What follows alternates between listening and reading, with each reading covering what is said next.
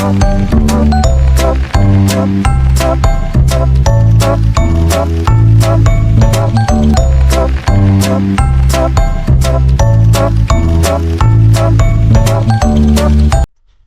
semuanya, perkenalkan nama saya Nia Novatirski dari kelas 11 TJKT 2. Di sini saya akan membahas mengenai bab 5 Mikrotik Annotation Appropriation, yaitu mikrotik akses. Pada bab ini terdapat 7 poin yang akan kita bahas. Yang pertama yaitu metode akses router OS, yang kedua akses router port menggunakan Winbox, yang ketiga akses router virtual Pinet Lab dengan Winbox, yang keempat WebFig, yang kelima QuickSet, yang keenam Telnet dan SSH, dan yang terakhir yaitu konsep serial console. Nah, jadi mikrotik itu biasanya diakses jika kita menjalankan router OS pada router port. Kita bisa menggunakan perangkat asli atau real device, perangkat non-resmi atau non-real device, atau menginstalnya di PC. Jika diinstal di PC, kita menggunakan sebuah aplikasi. Cara mengaksesnya bisa menggunakan keyboard, serial console, remote server, bisa menggunakan Telnet atau SSH, Winbox, FTP, API, QuickSet, atau WebFig yang berbasis HTTP, lalu ada Make Telnet, lalu lokal, Winbox terminal menu, dan juga mikrotik TIC app. Selain menggunakan Winbox, kita juga bisa menggunakan FTP. Fungsi dari FTP adalah untuk mengambil data dari mikrotik, sedangkan API biasanya digunakan untuk network programming. QuickSet dan WebFig berbasis HTTP dan diakses melalui browser. Mikrotik TIC app digunakan untuk memantau interface bandwidth secara real-time. Karena saya tidak memiliki device, saya akan menggunakan lab virtual environment. Jika kalian sama seperti saya, kalian bisa menggunakan lab environment dengan Winbox. Selanjutnya, akses real router mikrotik with Winbox. Cara paling mudah dalam mengakses dan mengkonfigurasi router mikrotik adalah menggunakan Winbox atau real device ya teman-teman. Untuk aplikasi Winbox available on Windows. Jadi, aplikasi Winbox itu hanya bisa diakses melalui Windows. Terkait macOS dan Linux bisa menggunakan pihak ketiga seperti crossover atau Wine. Antara router dan laptop dihubungkan menggunakan kabelan. Pada perangkat asli, router port dicolokkan ke laptop menggunakan kabelan. Pada contoh foto ini, port yang digunakan adalah Ethernet 2. Kenapa Ethernet 2? Karena Ethernet 1 secara default sudah memiliki firewall dan biasanya digunakan untuk terhubung ke internet. Setelah dicolokkan dan dinyalakan, lampu indikator akan menyala menandakan mikrotik berhasil aktif.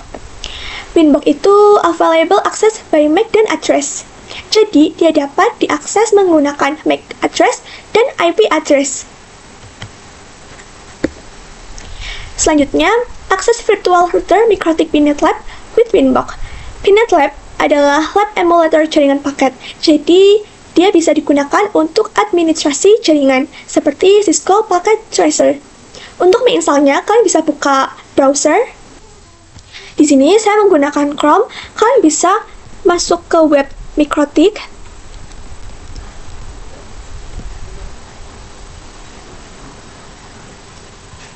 Lalu ke menu software.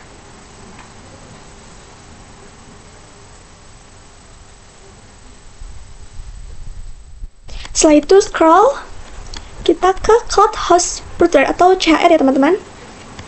Setelah itu kita akan mengunduh yang ini, raw disk image.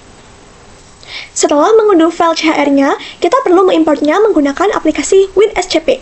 Kita bisa cari download WinSCP. Kita pilih yang paling atas. Lalu kita bisa scroll, kita bisa download ya teman-teman. Kita bisa download. Setelah itu, kita perlu menyiapkan Pinet Lab. Kemudian kita bisa import menggunakan VirtualBox atau VMware. Kita cari download Pinet Lab. Kita pilih yang paling atas.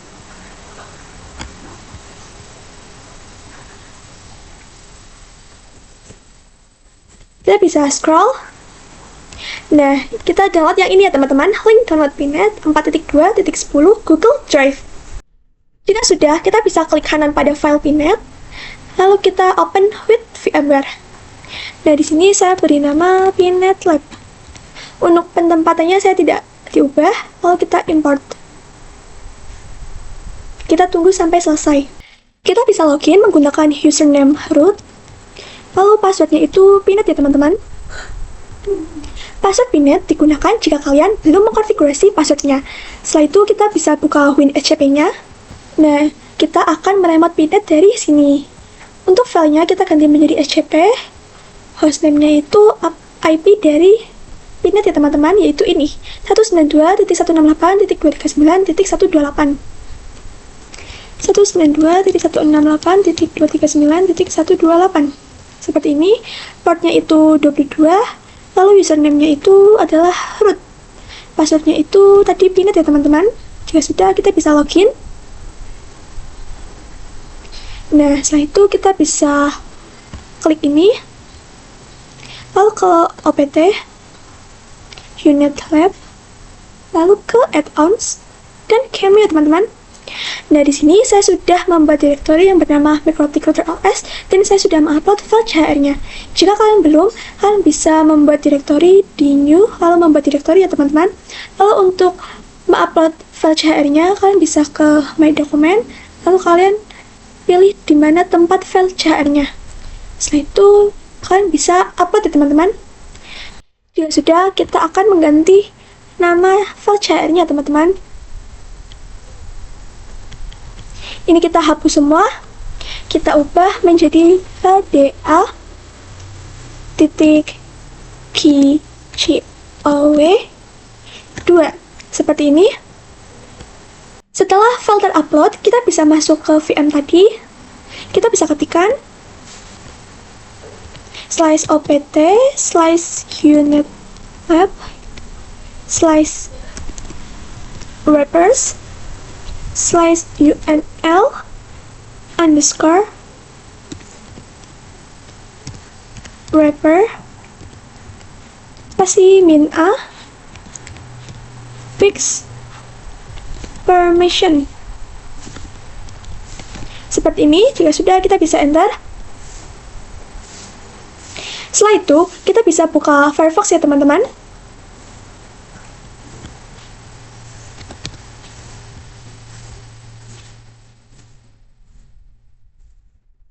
Kita akan mengakses Pinet Lab-nya melalui IP-nya. Kita bisa ketikkan 192.168.239.128 seperti ini.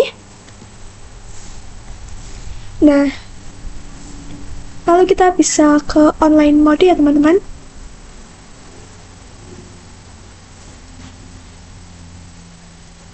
Jika kalian belum mempunyai akun, kalian bisa sign up. Lalu jika kalian sudah mempunyai akun, kalian bisa login ya teman-teman. Jika sudah, kalian bisa klik icon ini. Lalu saya akan menamainya yaitu belajar mikrotik dasar. Seperti ini. Jika sudah, kita bisa klik add. Di sini kita bisa klik kanan, pilih node, lalu pilih Mikrotik Router OS. Kita bisa scroll. Di sini pada Cameo option itu kita bisa hapus saja ya teman-teman. Jika sudah, kita bisa save. Kita klik kanan lagi, pilih network. Namanya kita bisa ubah menjadi ISP. Tipenya kita ganti menjadi Management Cloud. Jika sudah, kita bisa save. Ini saya pindahkan terlebih dahulu. Kita bisa hubungkan kabel Mikrotik ke ISP. Pilih save. Setelah itu kita bisa nyalakan Mikrotiknya. Jadi, di ISP tadi, kita pilih Management Cloud itu agar kita bisa mendapatkan IP private yang 192. Di sini saya sudah berada pada terminal Mikrotik ya teman-teman. Cara kesini itu kalian bisa pilih HTML console, lalu kalian bisa klik 2 kali pada Mikrotik. Setelah itu kita bisa login dengan username admin. Untuk passwordnya itu dia tidak ada ya teman-teman, jadi kita bisa saja langsung enter. Lalu kita tekan Y, lalu key.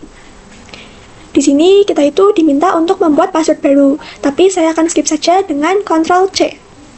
Setelah itu, kita bisa mengecek IP address agar bisa meremote-nya di Winbox. Kita bisa ketikkan slice IP address print seperti ini. Nah, ini dia IP-nya yaitu 192.168.239.0 ya teman-teman. Setelah itu kita bisa buka Winbox. Di sini saya sudah berada pada Winbox. Kita bisa masukkan IP tadi yaitu 192.168.239.0 seperti ini. Lalu kita bisa connect-kan. Kita tunggu.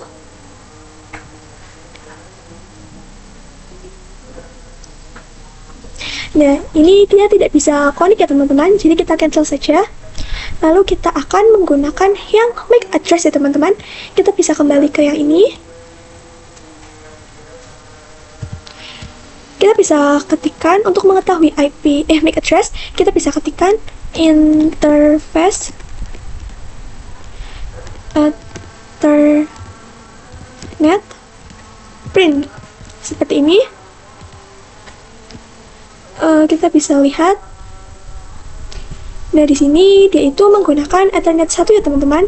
Jadi kita akan menggunakan yang ini. Yang 50.228a.200.201.203 ya teman-teman. Jadi kita bisa masukkan saja tadi 50A8.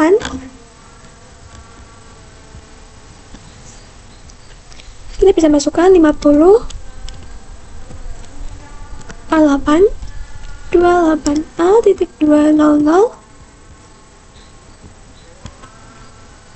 0103.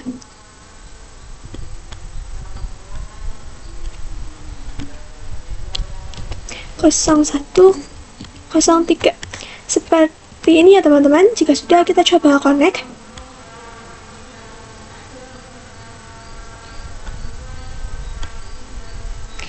Nah, jadi seperti ini ya teman-teman tampilannya. Jadi kita sudah bisa meremote-nya melalui Winbox. Selanjutnya yaitu mengakses router board with Webfig. Webfig diperkenalkan sejak router OS versi 5.0 dengan fungsi yang sama dengan Winbox. Jadi dia itu sama, hanya berbeda dalam antarmukanya. Winbox itu aplikasi, sedangkan Webfig berbasis website. Dia juga support IPv4 dan IPv6. Dia juga support HTTP dan HTTPS. Dan sebagai alternatif Winbox ya teman-teman, untuk mengakses Webfig, kalian bisa ke Winbox, lalu kalian pilih IP addresses. Nah, di sini IP saya yaitu 192.168.239.140. Jadi IP ini itu yang akan kita gunakan untuk mengakses Webfig di Firefox. Kita bisa buka Firefox.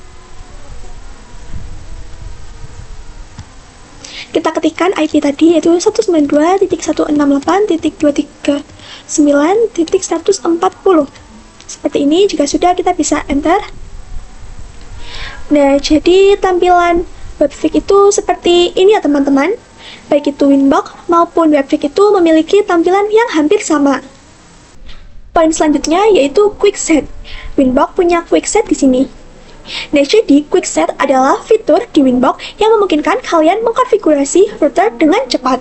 Fitur ini hanya tersedia pada perangkat mikrotik yang memiliki wireless ya teman-teman. Poin selanjutnya yaitu Telnet dan SSH. Kita akan mengakses mikrotik melalui Telnet dan SSH. Kita bisa coba cek terlebih dahulu portnya menggunakan slice IP address print detail. Nah, di sini dia menggunakan Ethernet 1 ya teman-teman. Setelah itu kita bisa ketikkan IP, enter, service, lalu print. Untuk port default Telnet yaitu 23. Setelah itu kita akan coba meremote-nya menggunakan terminal divisi. Tapi kita harus menginstal Telnet client-nya terlebih dahulu melalui control panel. Kita bisa buka control panel, pilih program, program and features, turn windows. Nah, di sini kita bisa cari Telnet client. Nah, ini ya teman-teman. Di sini kita checklist, lalu kita klik OK. Kita tunggu. Jika sudah, kalian bisa buka command prompt, lalu ketikkan telnet, IP-nya yaitu 192.168.239.144. Kalian bisa lihat IP-nya itu di Winbox ya teman-teman. Di sini IP-nya. Jika sudah, kita bisa enter. Nah, lalu kita bisa login dengan admin. Password kosongkan. Di sini kita Ctrl C. Nah, di sini kita sudah bisa login menggunakan cara telnet. Setelah itu kita akan coba melalui SSH ya teman-teman. Untuk SSH, kita bisa buka PuTTY terlebih dahulu. Di sini saya sudah membuka PuTTY. Lalu untuk hostname-nya itu adalah IP tadi, yaitu 192.168.239.144. Portnya itu 22. Seperti ini ya teman-teman. Jika sudah, kita bisa open. Kita pilih accept. Nah, di sini kita login lagi dengan username admin. Kita Ctrl C. Nah, di sini saya sudah bisa login melalui SSH teman-teman. Selanjutnya yaitu poin terakhir kita, yaitu konsep serial console. Serial console digunakan apabila kita lupa atau salah dan telah mendisable semua interface pada MikroTik. Jadi, serial console digunakan untuk mengakses MikroTik tanpa IP address atau MAC address. Hanya tersedia pada perangkat MikroTik yang memiliki port serial console. Ini berguna jika akses lain mengalami masalah. Tetapi, mengaksesnya hanya bisa menggunakan mode child ya teman-teman. Nah, gambarnya seperti ini ya teman-teman. Sekian materi kita kali ini, terima kasih sudah menonton. Bye!